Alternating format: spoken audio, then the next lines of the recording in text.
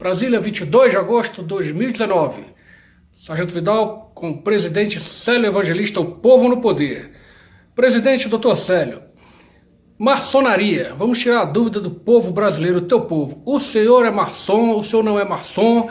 O povo quer saber, né? Até porque a maçonaria está envolvida em vários escândalos de crime organizado. O que o senhor tem a falar da maçonaria, doutor Célio? O senhor é maçom, sim ou não? Meu abraço a todos os católicos, protestantes, espíritas, feiticeiros e aos maçons também. Agora, o que eu tenho de ser como magistrado supremo da nação é absolutamente aberto e verdadeiro. Na minha vida não pode ter nada para ser investigado. Por isso, há 5 anos, existe nas redes sociais a minha oferta de 5 milhões de dólares, e eu tenho esse dinheiro, para quem apresentar alguma denúncia me envolvendo em qualquer tipo de conduta que me desabilitasse para a confiança que a nação depositou em mim. Então, essa foi a educação que eu recebi do meu pai, a educação que me foi fortalecida e reforjada, inclusive, nos laboratórios por onde eu passei para ser um homem de inteligência. Então, a minha vida é centrada em 4 sapatos: hombridade, honradez, caráter e lucidez. E, é claro, também grau de escolaridade. Esse grau de escolaridade, não preciso falar nele, porque sou imortal de 2 academias de letras no Brasil e de várias organizações culturais, não apenas brasileiras. Então, o que eu tenho de dizer a respeito da maçonaria: eu não sou maçom. Para ser maçom é preciso que a pessoa seja integrada à maçonaria. A maçonaria é muito mais rigorosa na comunidade dela do que qualquer outra organização dessa área aí. Quer dizer, agora, como homem de inteligência, eu conheço a maçonaria, como eu conheço o Vaticano, como eu conheço o Sínodo de Missouri, como eu conheço todas as organizações humanas.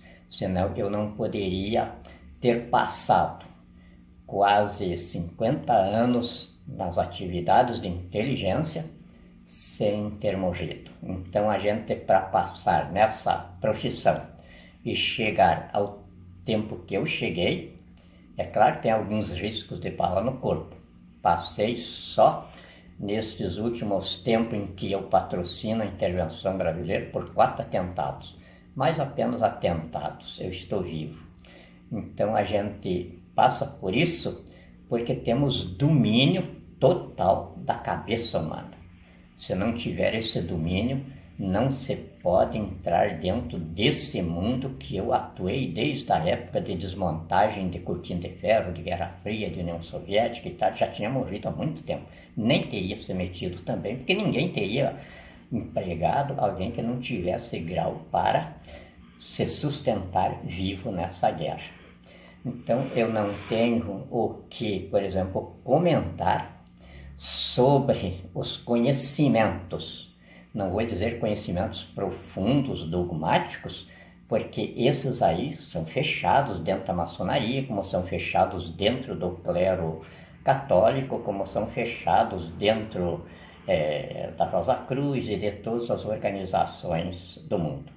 Agora, a maçonaria, desde que ela se aliou com a banda podre do exército, eu tenho de encará-la pelas lições da sociologia penal, que diz: quem se associa a bandido ou a quadrilha de bandidos faz parte nos crimes por eles cometidos. Eu vejo não a maçonaria como organização, porque aí teria de haver comprometimento universal da maçonaria. E eu estou me situando dentro do Brasil.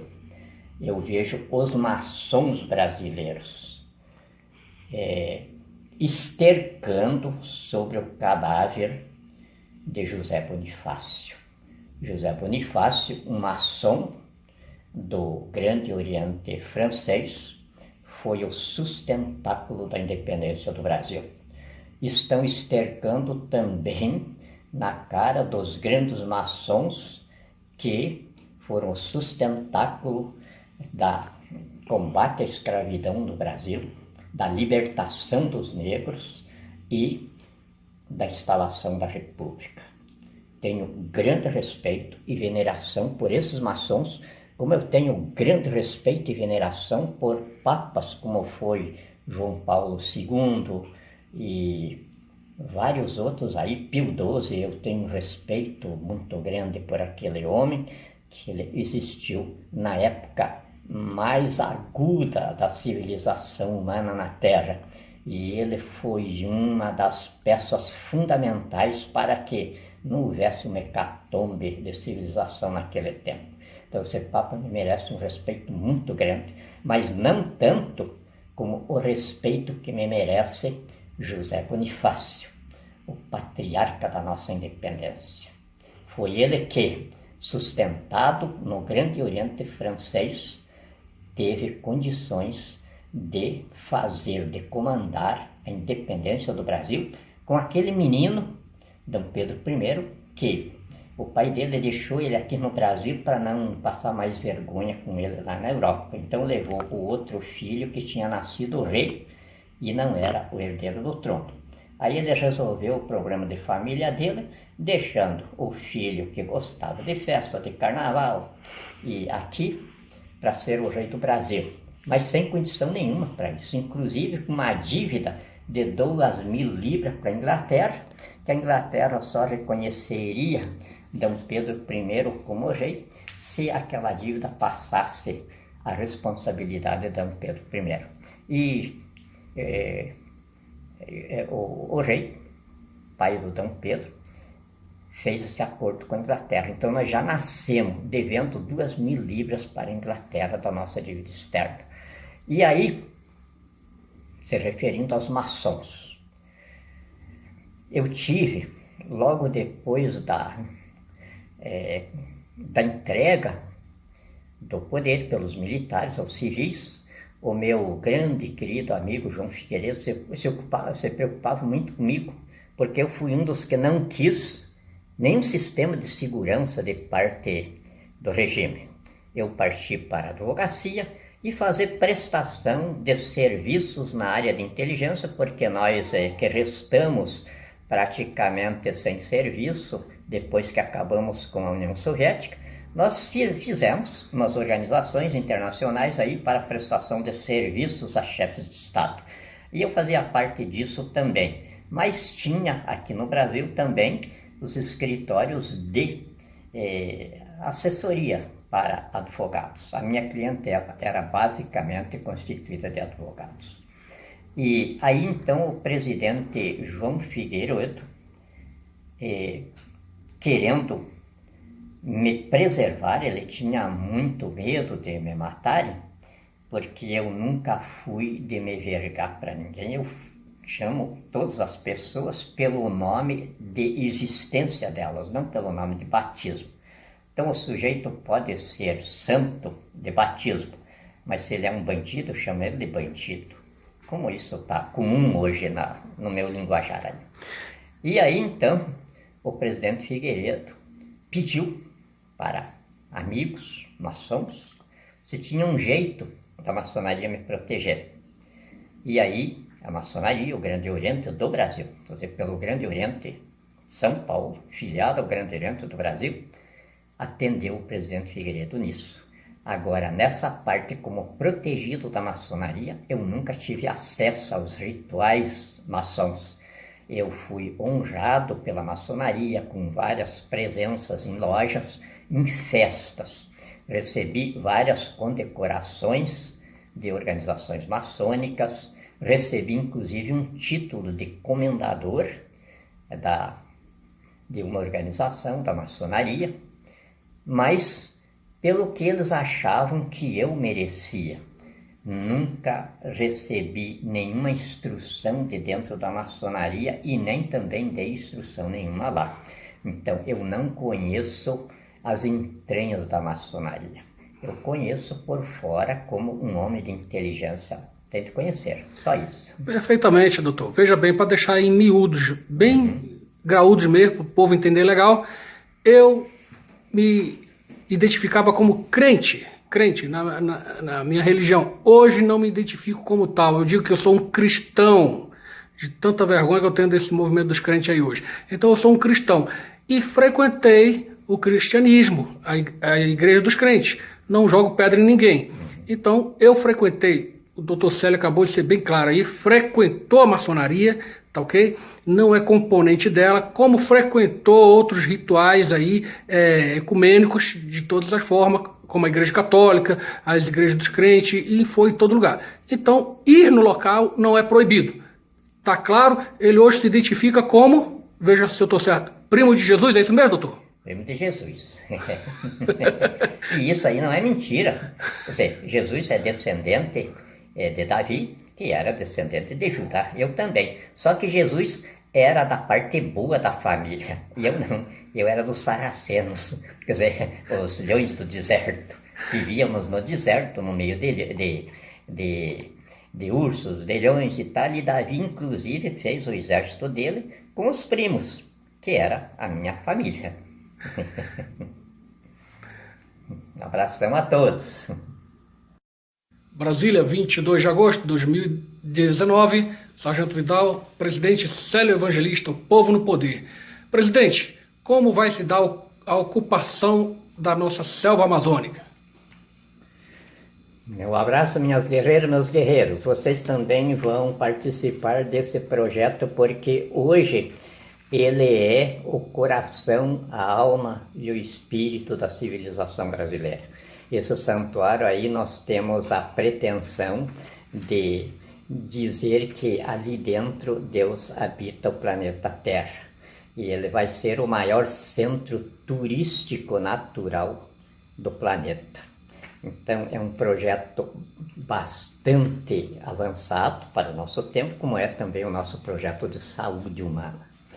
Então a ocupação da Amazônia, ela vai se dar daquele jeito que os índios ocuparam o Brasil.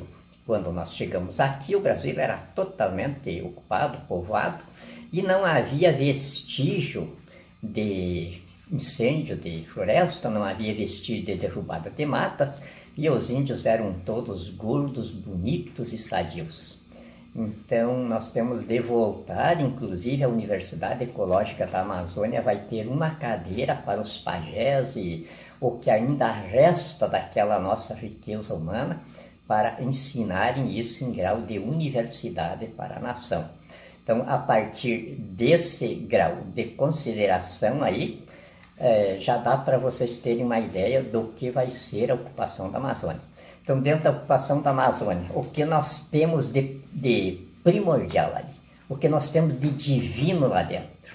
Nós temos de divino os índios, que quando escrevemos a Constituição, no artigo 231, nós os colocamos como as nossas origens antropológicas e que mereceriam a nossa veneração, o nosso respeito e a nossa adoração.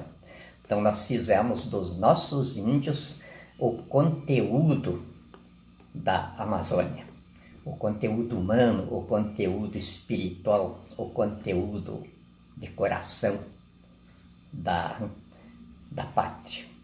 E esses índios hoje estão sendo massacrados, não é de hoje, eles vêm desde 1985 passando por isso aí.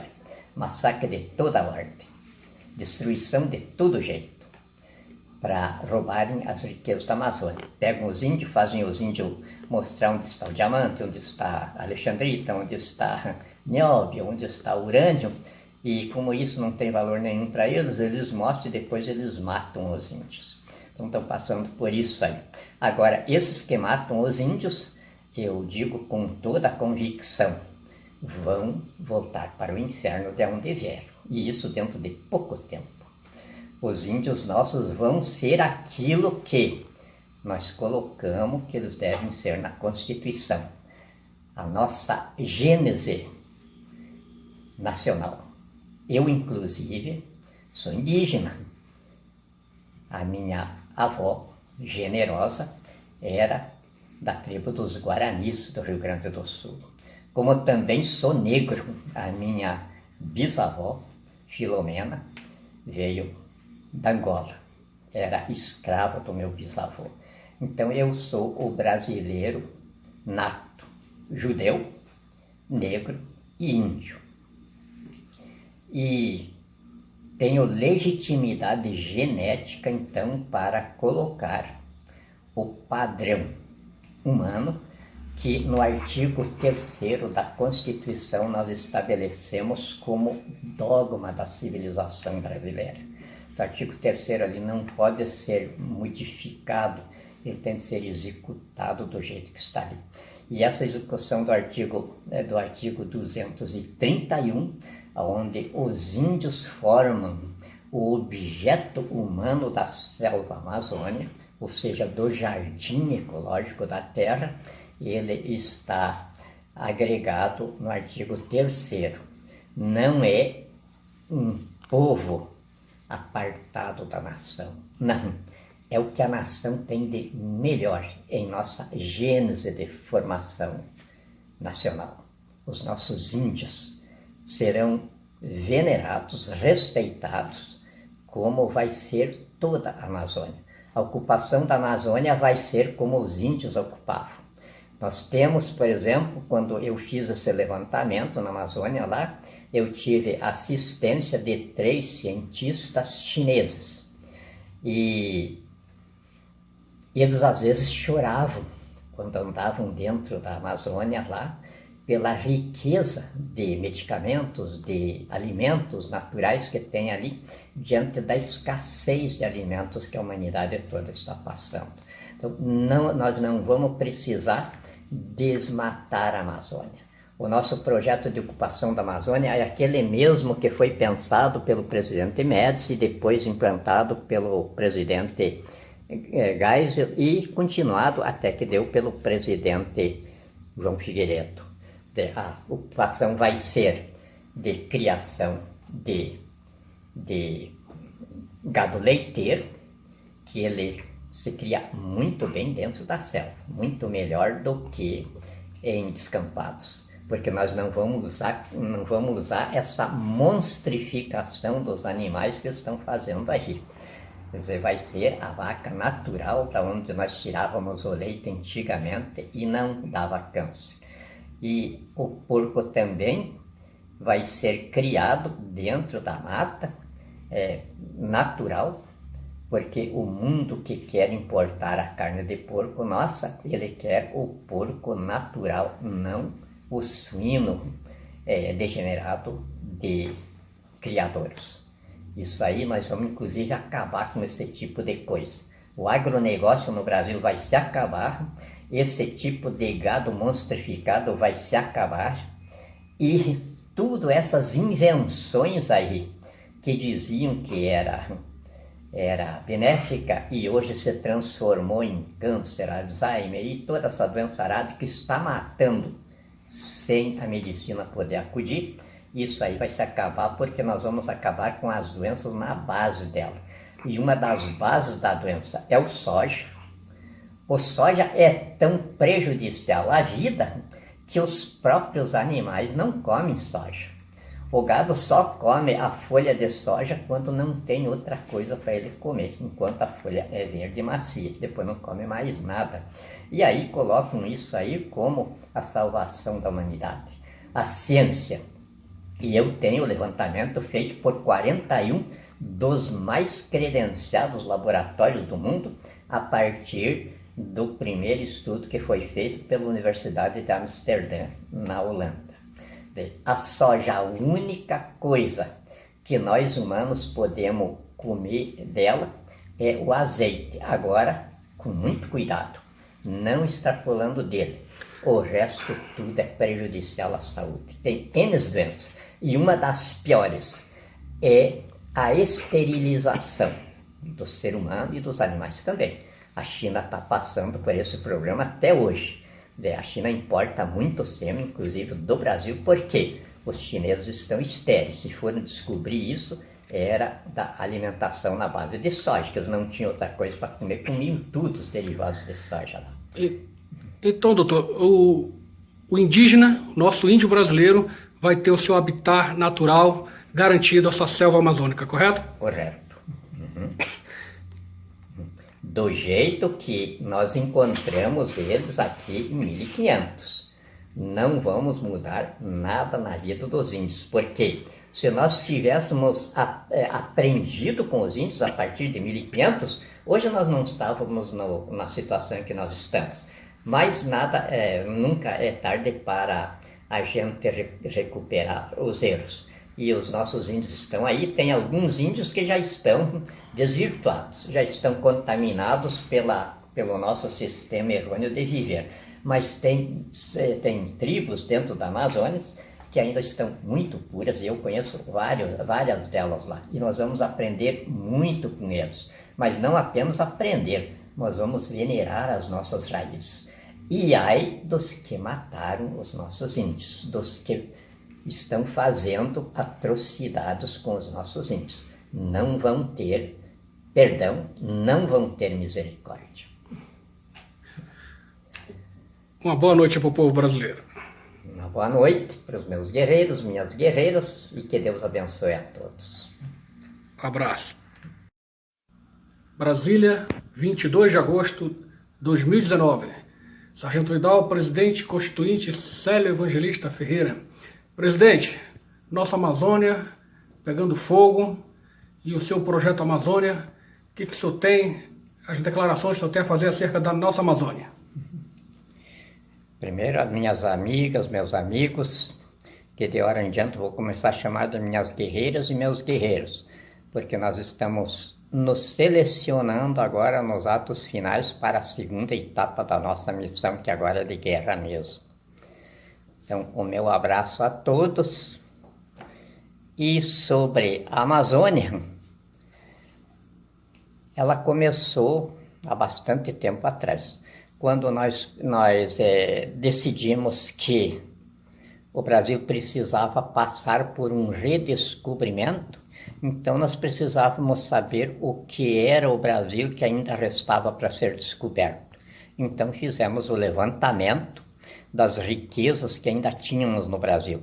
Foi quando levantamos um patrimônio de 243 trilhões de dólares ainda para ser empreendido, e com riquezas líquidas para lastro de emissão de 985 trilhões já calculado. Nós temos muito mais do que isso.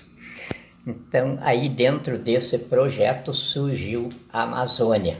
Não tinha naquele momento o significado que tomou depois, porque quando nós começamos dentro da mentalidade política de recolocar o Brasil no caminho do trabalho, do desenvolvimento que nós tínhamos iniciado em 64 até 85.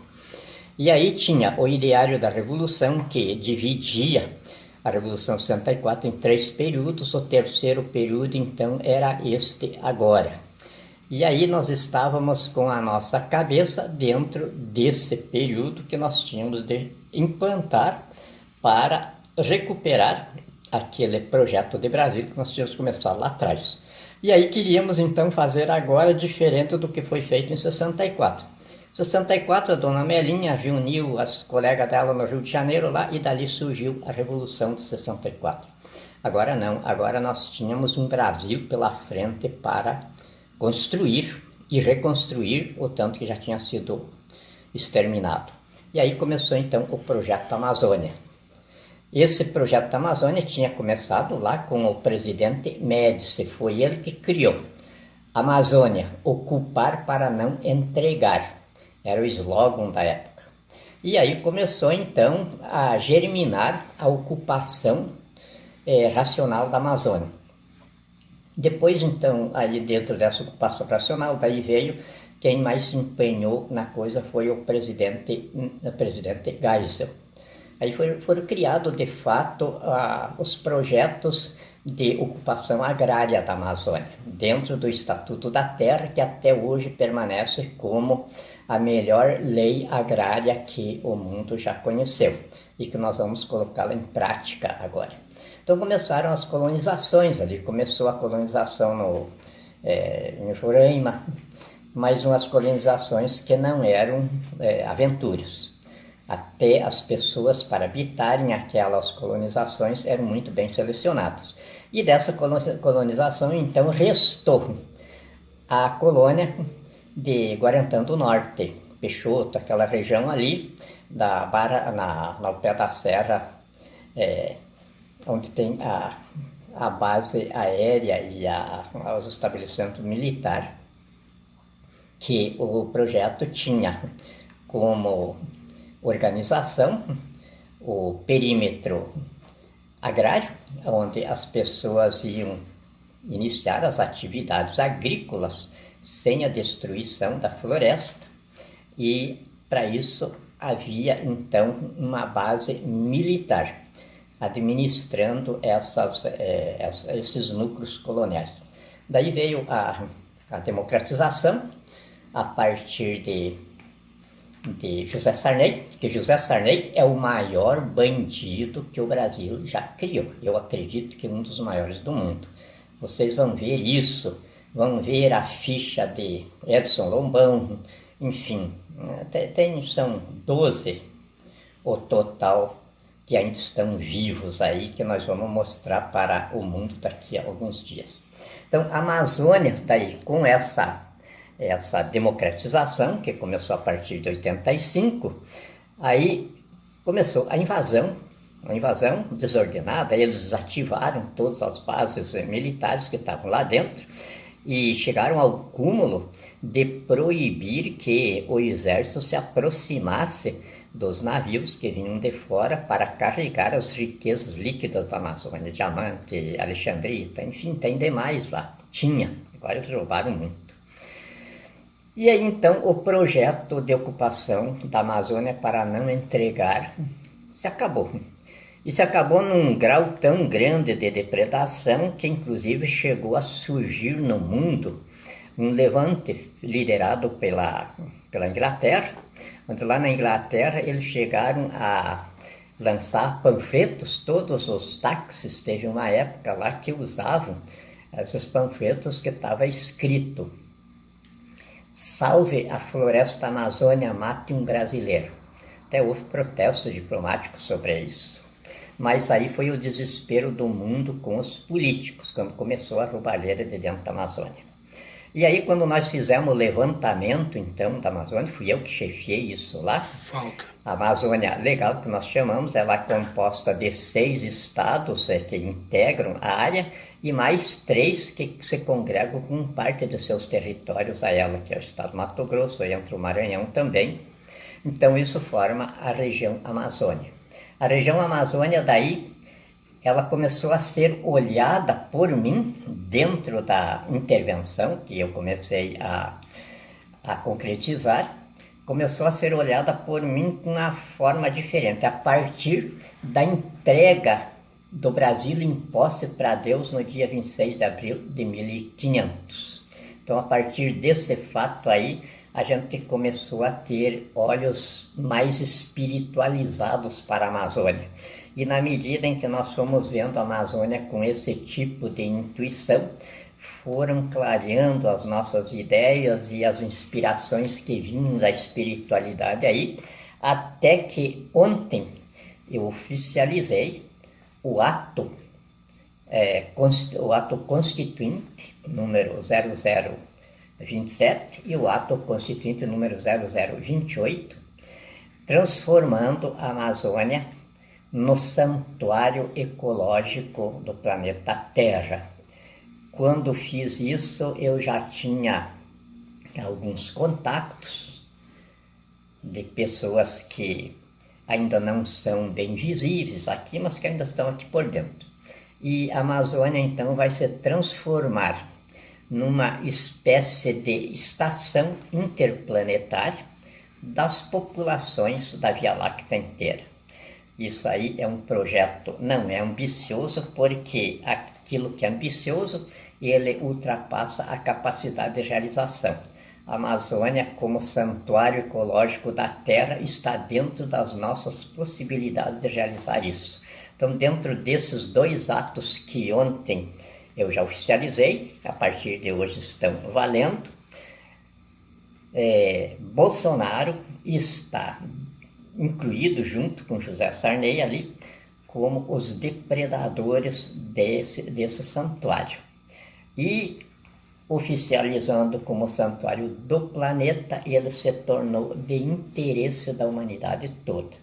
Então, os crimes da Amazônia hoje passam a ser de interesse dos tribunais internacionais, para onde nós vamos mandar toda essa bandidagem que estão estragando a Amazônia lá, depredando, roubando, incendiando, a partir de José Sarney, que é o principal. Então, tranquilo. Fica aqui o depoimento do Dr. Célio Evangelista. Até logo aí para o povo brasileiro, doutor.